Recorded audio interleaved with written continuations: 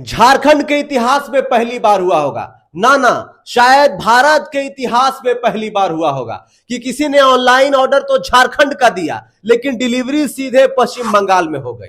देखिए, वैसे तो आजकल ऑनलाइन शॉपिंग में गलत पते पर सामान पहुंचना आम बात है, लेकिन जब 2,31,00,000 का भारी भरकम सरकारी पुल ही रास्ता भटककर दूसरे राज्य की सीमा में जाकर खड़ा हो जाए तो इसे आप क्या कहेंगे। जी हां, झारखंड के पूर्वी सिंहभूम जिले के धालभूमगढ़ प्रखंड से एक ऐसा ही अजीबोगरीब मामला सामने आया है जिसने सोशल मीडिया से लेकर सरकारी गलियारों तक तहलका मचा दिया है। जो भी इस खबर को सुन रहे हैं उनको समझ नहीं आ रहा है कि आखिर ये कैसे हो गया है। कुछ लोग तो कह रहे हैं कि ये झारखंड है, यहां पर कुछ भी हो सकता है।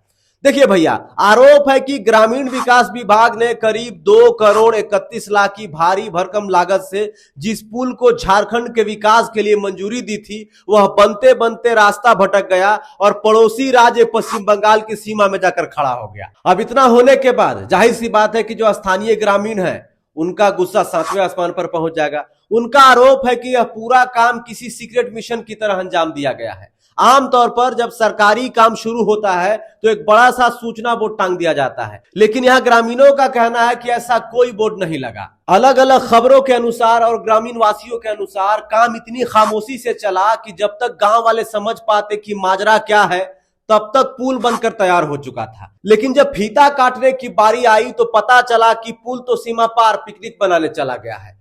मामले में ट्विस्ट सिर्फ पुल की लोकेशन का नहीं है दोस्तों, ग्रामीणों का यह भी आरोप है कि इस पुल को बनाने के लिए झारखंड के स्थानीय मजदूरों की जगह पश्चिम बंगाल से आए मजदूरों को काम पर लगाया गया था। अब अगर इन आरोपों में थोड़ी सी भी सच्चाई है तो भाई साहब, यह सिर्फ पुल का भटकना नहीं है, यह तो पूरा का पूरा सिस्टम ही सीमा पार ट्रांसफर होने जैसा मामला लग रहा है। अब जब मामला प्रकाश में आया, वीडियो वायरल हुआ, तो इस पूरे ड्रामे पर जब प्रशासनिक अधिकारियों से पूछा गया तो अंचल अधिकारी मतलब सीओ साहब ने साफ कह दिया कि जहां पुल खड़ा है वह जमीन तो पश्चिम बंगाल के नक्शे में आती है।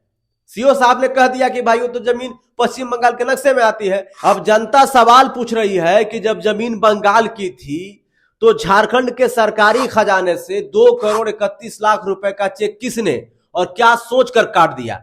क्या इंजीनियर साहब ने गूगल मैप देखकर साइड का सिलेक्शन किया था? सीओ साहब के बाद इन सारे सवालों का जवाब जानने के लिए जब ग्रामीण विकास विभाग के कार्यपालक अभियंता से संपर्क करने की कोशिश की गई तो उनका पक्ष सामने नहीं आ सका।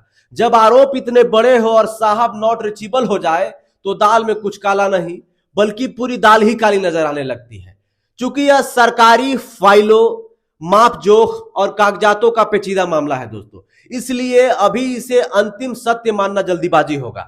जब तक कोई आधिकारिक जांच रिपोर्ट, स्थल निरीक्षण की फाइल और भुगतान के पक्के रिकॉर्ड सामने नहीं आते तब तक इसे ग्रामीणों और स्थानीय स्तर पर लगाए जा रहे आरोपों के चश्मे से ही देखा जाना चाहिए। हो सकता है कि यह सिर्फ दो राज्यों के बीच सीमा विवाद का एक तकनीकी पेच हो। उस क्षेत्र में आज भी गांव की सड़कें जर्जर है, बरसात में लोगों का चलना दुर्लभ हो जाता है। ऐसे में जनता का भटकना लाजमी है। लोगों का कहना है कि कागजों पर विकास का पुल तो तनकर खड़ा हो गया, लेकिन उनके नसीब की सड़क वहीं की वहीं टूटी पड़ी है।